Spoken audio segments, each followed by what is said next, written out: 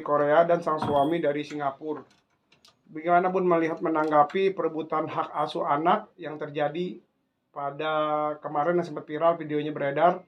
Katanya juga ada inisial TS yang menjadi pelakor tentang hal ini. Bunda menanggapi sebagai seorang praktisi hukum seperti apa? Kalau saya sebagai praktisi hukum, jujur saja, itu TE ini manusia atau perempuan atau siapa dia ya, kita nggak ngerti dia ini siapa gitu, dan punya hati nggak dia gitu. Pertama, kita melihat kejadian ini sangat luar biasa. Kok bisa merebut anak orang lain?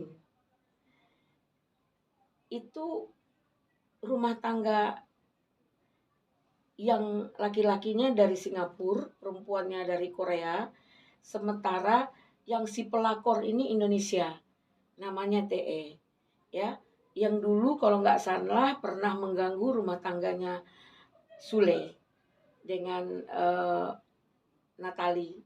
Nah, sekarang mengganggu rumah tangga orang asing, yang malu kan bangsa kita juga.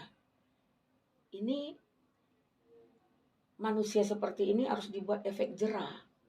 Sekali lagi kita sampaikan, sebaiknya ini TE ditangkap karena sudah meresahkan semua masyarakat tentang perbuatan yang memalukan, tentang perbuatan yang luar biasa. Masa merampok anak orang yang masih butuh ASI, yang walaupun 2 tahun tapi dia belum sapih susunya dengan ibunya.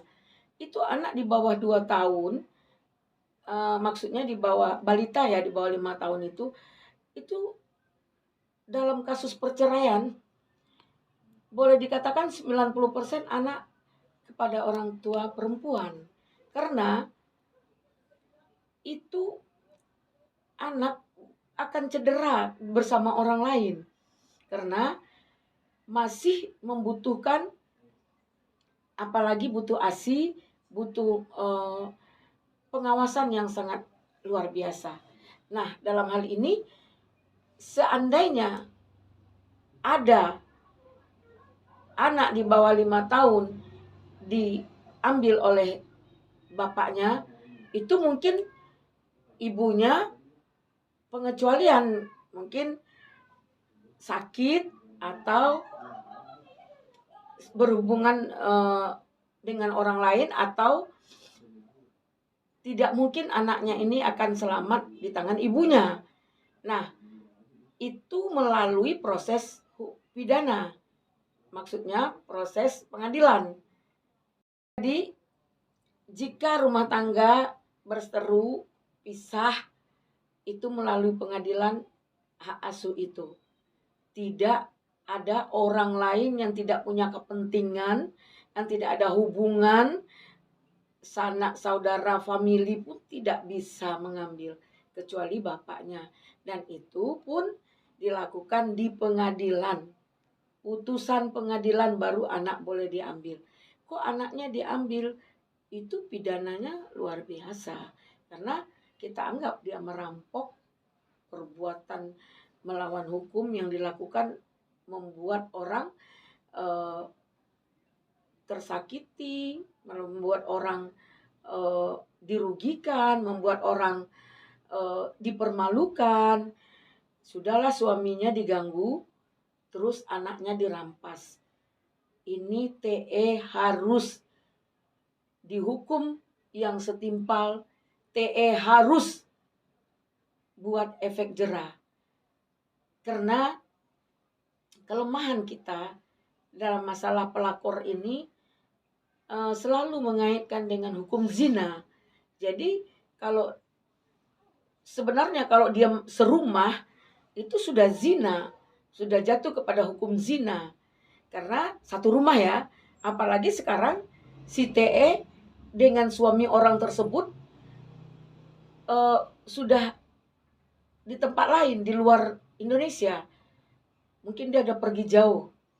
Namun apapun statusnya saat ini, dia belum putus dengan istri pertamanya, dengan orang Korea ini,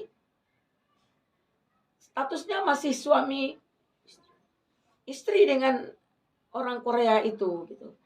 Nah, dengan si TE ini tetap statusnya adalah pelakor, yaitu jatuhnya kepada zina.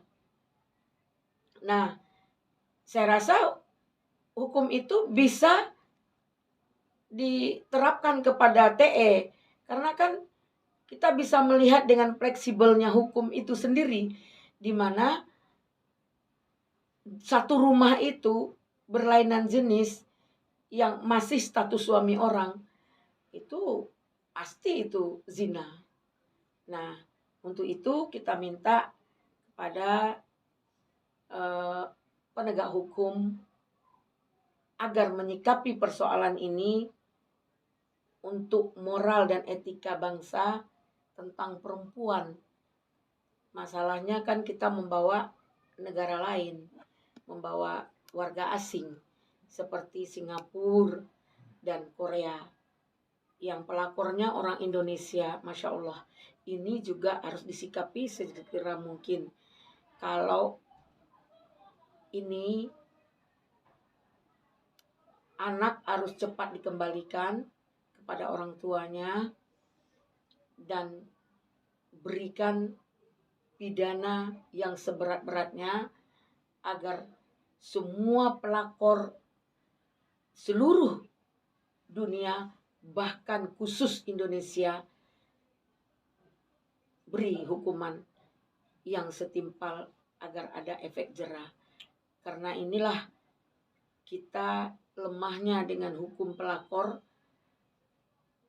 sehingga pelakor bangga menjadi pelakor, bahkan pelakor itu bisa mengancam istri sah, bisa kasar terhadap istri sah, bisa semena-mena terhadap istri sah. Karena apa? Dia merasa berani, merasa didukung oleh pihak laki-laki, tapi hukum berjalan gitu. Nggak ada hukum yang tidak berjalan, nggak ada yang kebal hukum. Mungkin itu yang bisa kita sampaikan. Kita himbau kepada TE, kembalilah ke jalanmu. Kalau memang kamu mau dengan laki-laki itu sama suka sama suka, tunggu dulu mereka sidang dalam perceraian.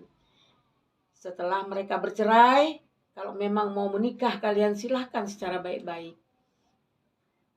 Karena kita yakin sempurna milik Allah dan jodoh itu di tangan Allah juga. Tapi dengan cara seperti ini, kamu sudah mencoreng harga diri perempuan, sudah mencoreng perempuan Indonesia, dan mencoreng bangsa sendiri. Syukur kamu sekarang sudah tidak di Indonesia. Kalau kamu di Indonesia, banyak orang netizen yang akan mengejar kamu. Mungkin itu kita minta kepada penegak hukum. Sebenarnya ini nggak perlu laporan, sudah pantas untuk kita ambil agar diproses secara hukum yang berlaku. Mantap.